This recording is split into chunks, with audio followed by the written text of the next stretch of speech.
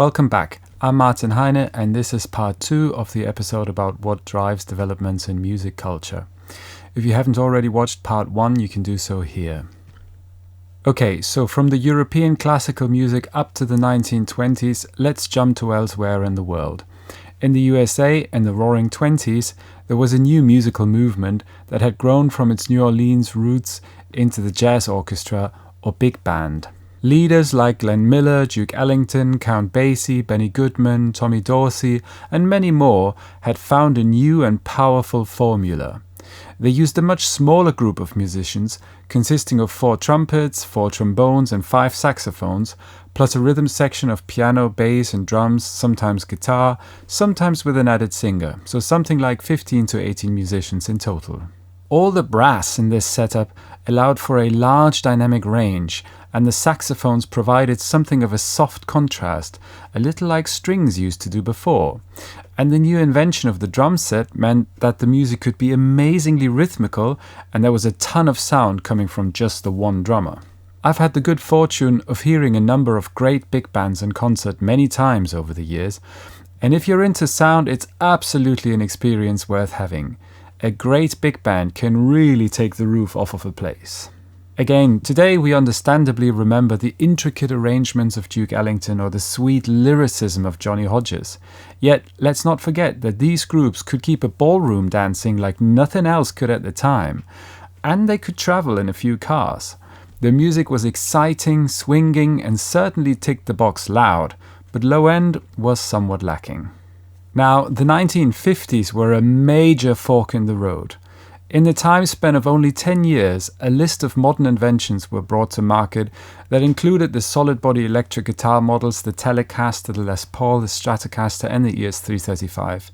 Additionally, the Fender Tweed amplifier range, some of the best amps ever made, and, in my opinion, the most important thing, the Fender Precision Bass.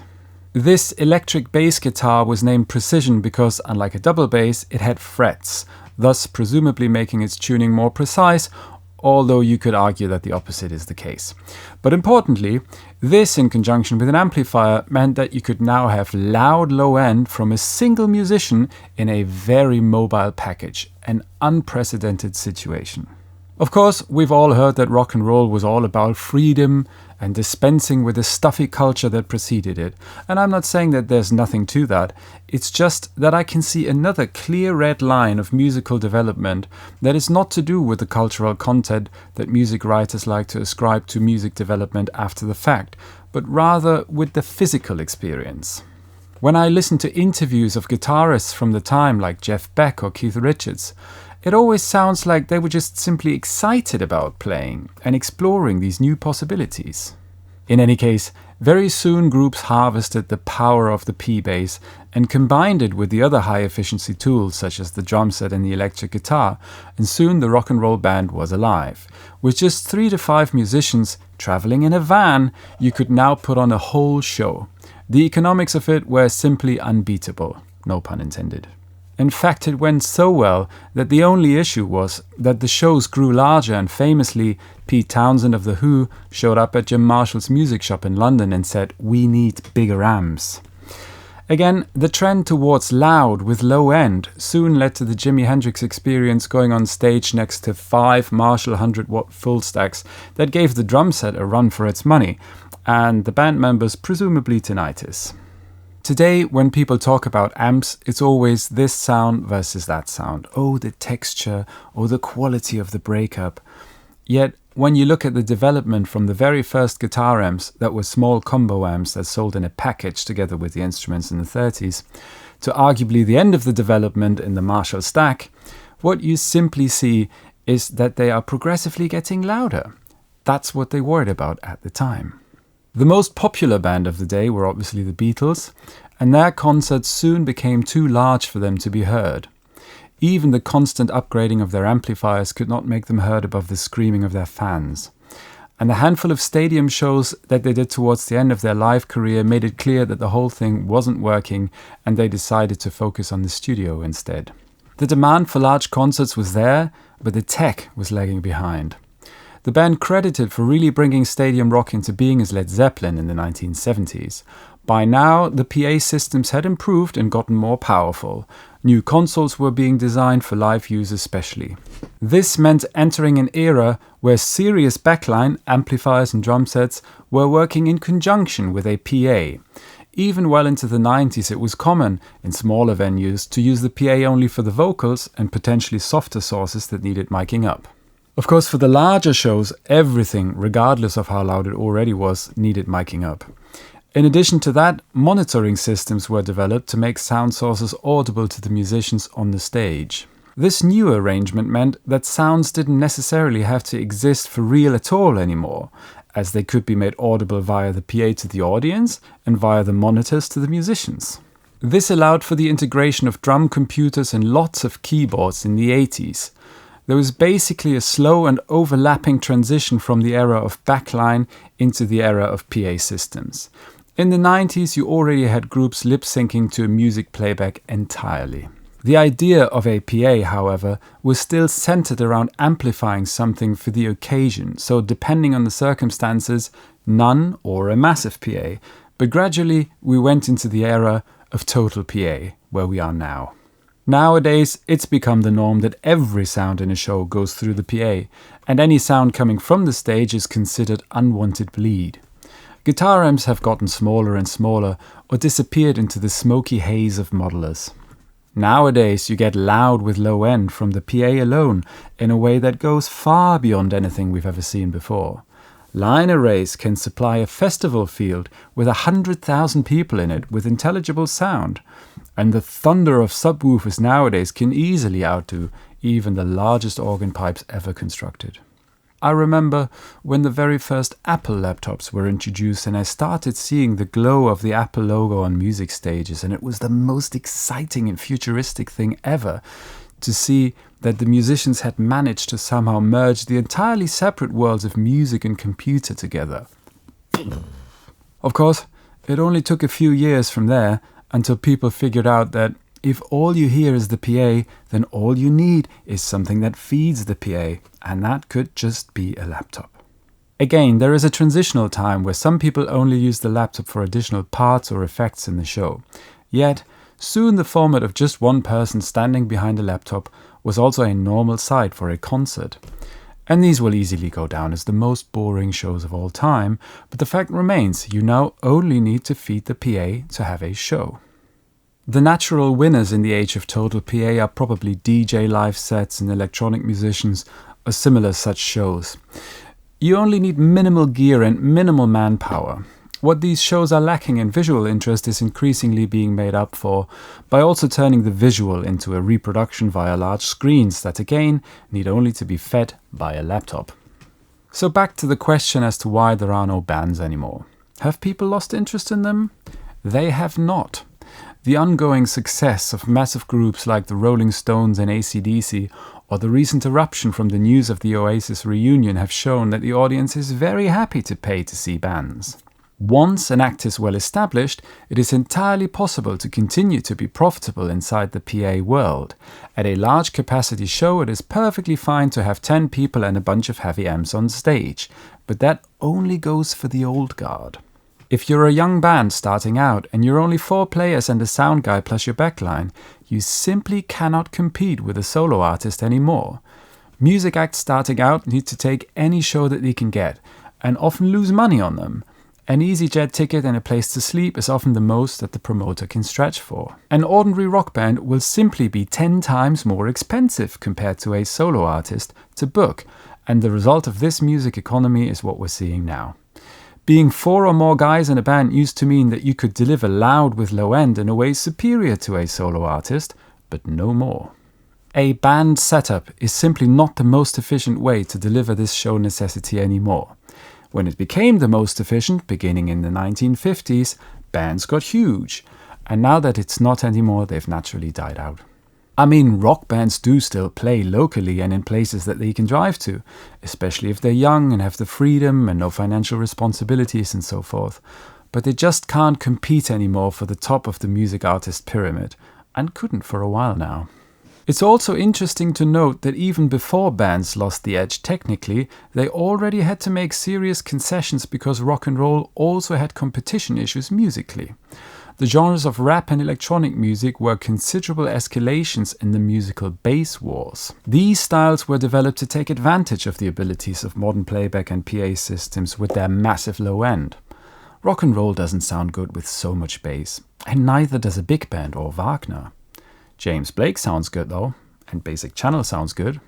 So again, I make the case that it's not necessarily the audience preference, but rather the driving forces that keep changing. You can see this in many other things too. Consider, for example, how in the 90s every home had a home stereo system, these rectangular black boxes stacked on top of one another, for music playback. People were quite fond of them, and they were largely a comparatively good sounding playback solution. Yet they've completely disappeared. Not because of preference, but because of circumstances. People have found it easier to incorporate the convenience of streaming into more modern solutions, even if they objectively sounded worse, like just playing something straight from the laptop speaker, for example. So looking ahead, is this the end of the development for shows? Of course not. But who knows what's next? I could, for example, imagine something like this. Performers nowadays often use something called in-ears for concerts. These are the small headphones that are molded to a person's exact inner ears, so that they can keep sound out very well while also playing back a signal to the user. These have largely replaced monitor speakers on stages, albeit at the price of further removing the artist from the concert situation. Could it be possible that these, or something quite similar, becomes the norm for the audience as well? So you have to go to the Apple Store and have your earbuds molded, of course wireless and perhaps with some sort of software to adjust the signal to your personal hearing abilities. And soon you could perhaps go to a show with no PA, everyone's just on their earbuds. It would greatly reduce the urban noise pollution problem too. If you're saying that's ridiculous and totally antisocial, kindly remember that people are still, after having done it for years and being well over the initial excitement, are still all standing next to each other holding up their phones during concerts. The future remains the most unpredictable thing we know of. Now, I think the wrong conclusion to draw from all of this is that the time we live in is somehow bad. It isn't. It's amazing.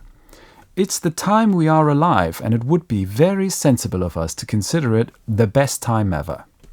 Also, our ability to engage in the kinds of music we're interested in is unprecedented.